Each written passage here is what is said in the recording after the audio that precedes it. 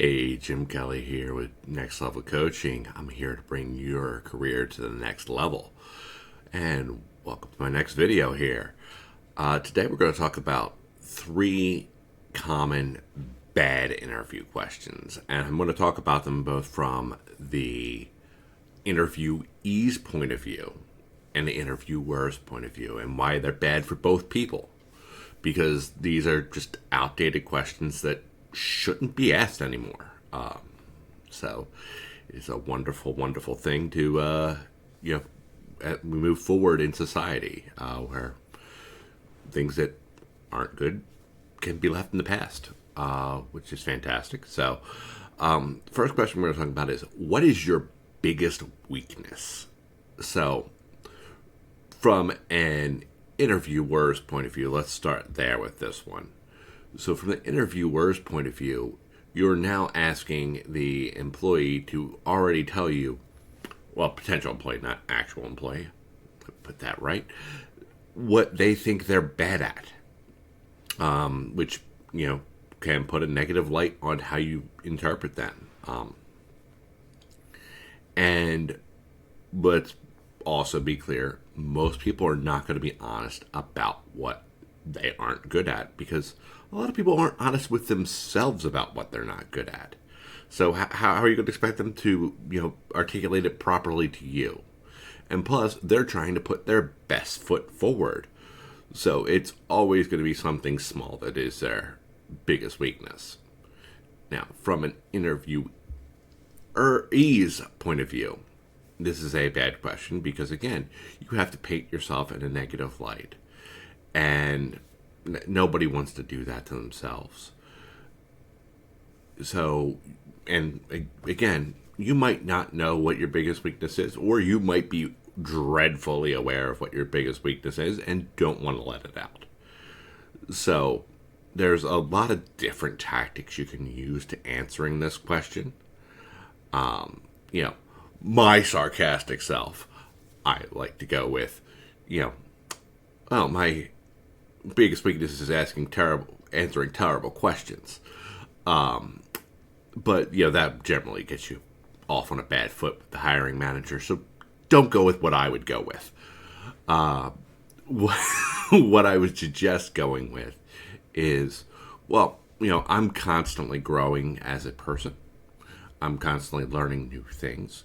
So my biggest weakness changes constantly because I'm working to improve the areas where I'm weak. That is called life right there.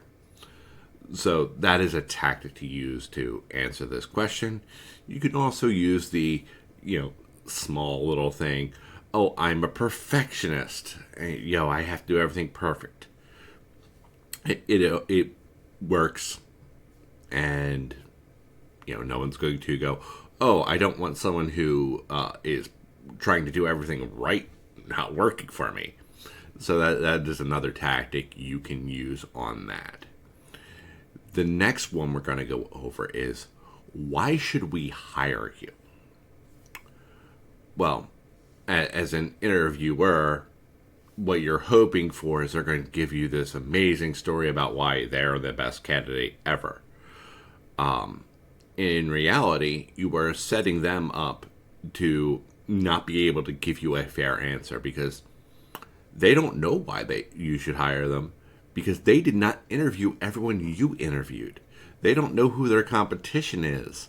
It's not like this is a game show where everybody's been watching the entire time and knows what's happening.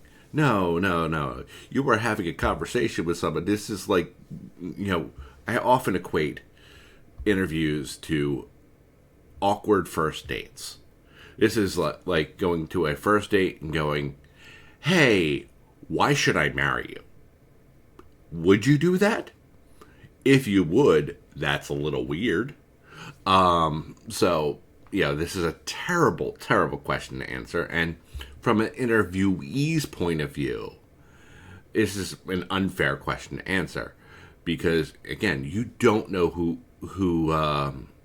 they've interviewed.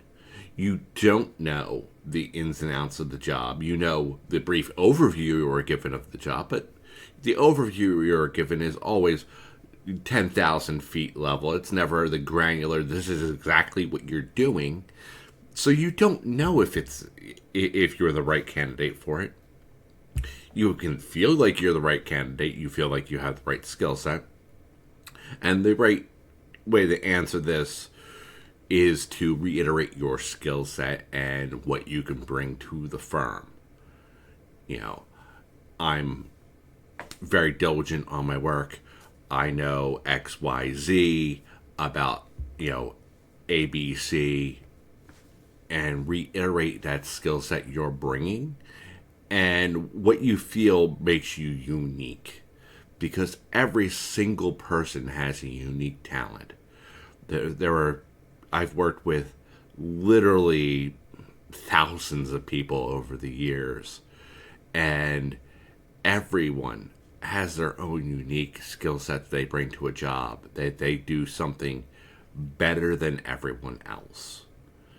And, that's what makes them unique. And it's a wonderful, wonderful thing.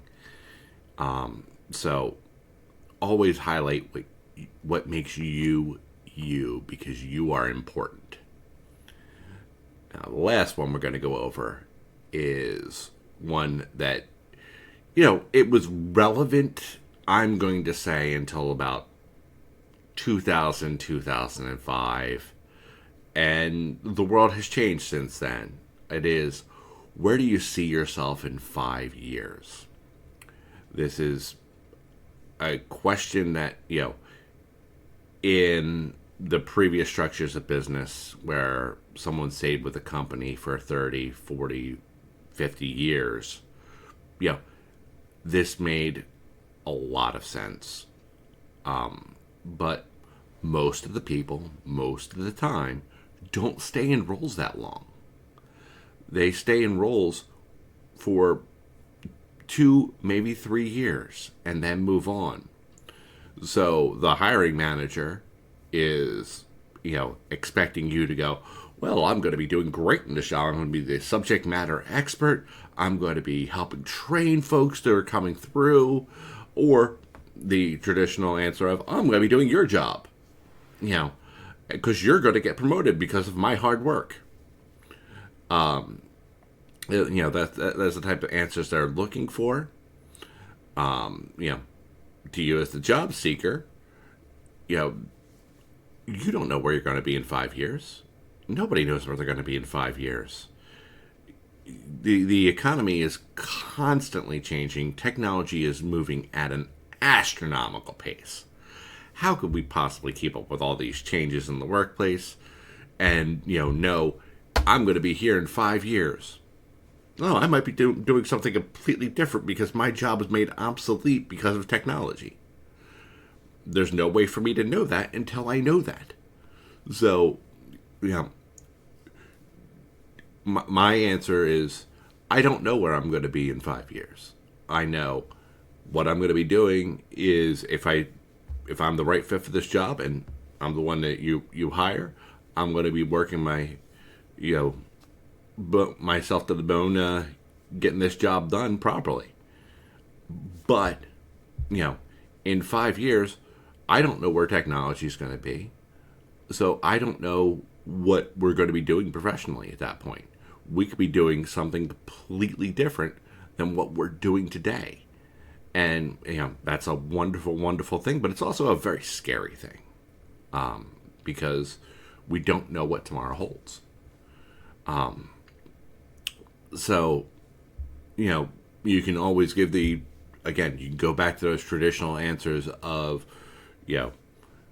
I'm going to be doing your job. I'm going to be, working myself up through the organization.